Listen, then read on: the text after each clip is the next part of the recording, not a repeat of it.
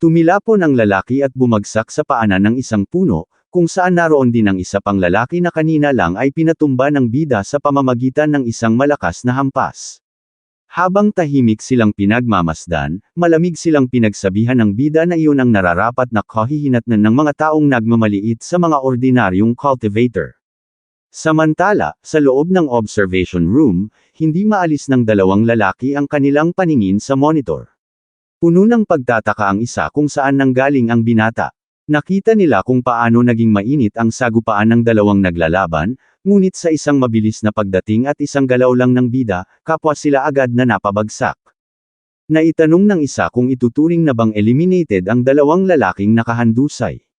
Ipinaliwanag naman ng kasama niya na hindi pa, dahil wala pa sa kanilang humihiling ng saklolo o rescue, kaya mananatili pa rin sila sa loob ng pagsusulit.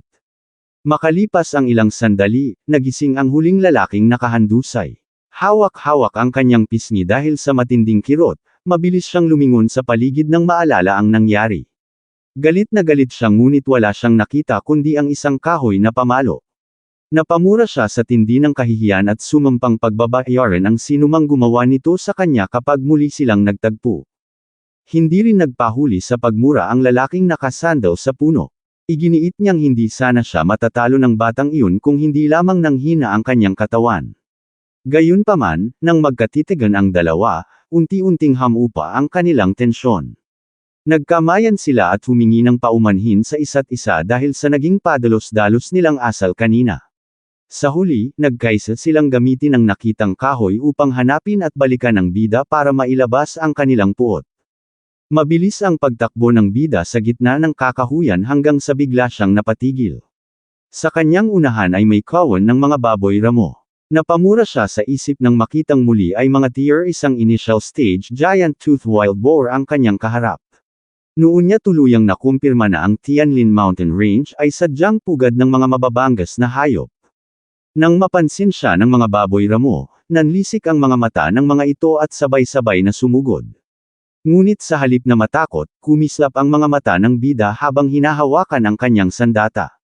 Sa isang mabilis at maliwanag na atake, pinakawalan niya ang Thunder Rush Fist, 9 Echoes, dahilan upang agad na bumagsak ang lahat ng baboy ramo sa lupa. Napansin niya ang pagbabago sa kanyang martial value. Dati, kapag nakakatalo siya ng tier isang initial stage Ferocious Beast, nakakakuha siya ng 12 ng puntos. Ngunit mula nang lumakas ang kanyang antas, unti-unti nang bumababa ang nakukuha niyang points. Gayunpaman, hindi niya ito gaanong pinagtuunan ng pansin dahil kailangan niyang magmadali upang makahanap ng token. Sinimulang siyasatin ng bida ang mga bangkay ng mga baboy ramo. Bagaman mahigit 100 ang kanyang napatay, wala siyang nakitang kahit isang token. Matapos ang masusing paghahanap sa bawat isa sa mga ito, nanatili siyang bigo. Noon niya napagtanto na tila ang mga halimaw na may bahagyang mas mataas na antas lamang ang nagtataglay ng token sa loob ng kanilang katawan.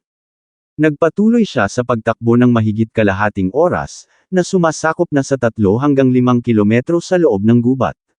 Bagaman sa unang oras ay marami siyang nakikitang mga mababang antas na halimaw, nagtataka siya kung bakit bigla na lamang tumahimik ang paligid at tila nawala ang mga mababangas na hayop. Sa gitna ng kanyang pag-iisip, biglang may lumitaw sa kanyang harapan, isang dambuhalang itim na tigre. Agad niyang nakilala ang halimaw, sa wakas, nakaharap din niya ang isang tier isang high-stage Netherite Black Tiger. Hindi nag-aksaya ng sandali ang bida. Agad niyang itinaas ang kanyang daliri na nagliliwanag sa asul na enerhiyang tila buhay na apoy. Sa isang iglap, pinakawalan niya ang Void-Breaking Finger na direktang bumaon sa katawan ng tigre. Napaungal sa tindi ng sakit ang mabangis na hayop bago ito marahas na bumagsak sa lupa.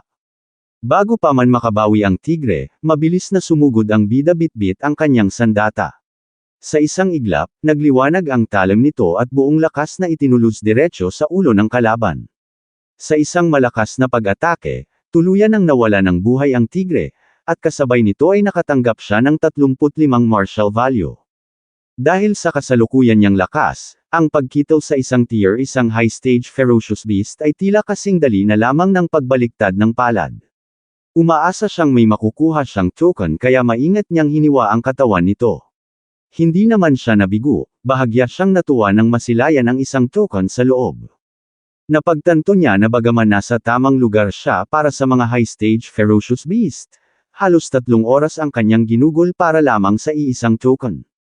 Napansin niya ang isang pattern, habang mas lumalalim siya sa mountain range, tumataas ang antas ng mga hayop ngunit lalo namang kumukonti ang kanilang bilang. Bagaman mas malaki ang martial value ng mga high stage, ang dalas ng pagpapakita nito ay hindi sapat. Naisip niya na sa halip na habulin ang kalidad, mas praktikal na paramihin na lamang ang bilang ng mga mapapatay.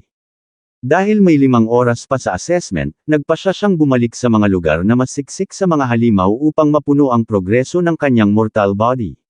Makalipas ang ilang oras, ang kagubatan ay napuno ng mga bakas ng labanan, nagkalat ang dugo at mga bangkay sa iba't ibang panig ng lugar. Sa gitna ng kanyang pangangaso, isang dambuhalang oso ang biglang sumulpot sa kanyang likuran upang sumalakay. Sa halip na matakot, nasiyahan pa ang bida dahil pagkatapos ng 12-dosenang mahihinang halimaw, nakatagpo rin siya ng isang tier 1 middle stage ferocious beast. Sinalubong niya ito ng isang naglalagablab na suntok. Sa tindi ng impact, napalipad ang oso at bumangga ng malakas sa isang puno. Bago pa man ito tuluyang bumagsak, mabilis siyang nakalapit at nagpakawala ng isa pang napakalakas na birada na halos magpabagsak maging sa punong inuupuan ng oso.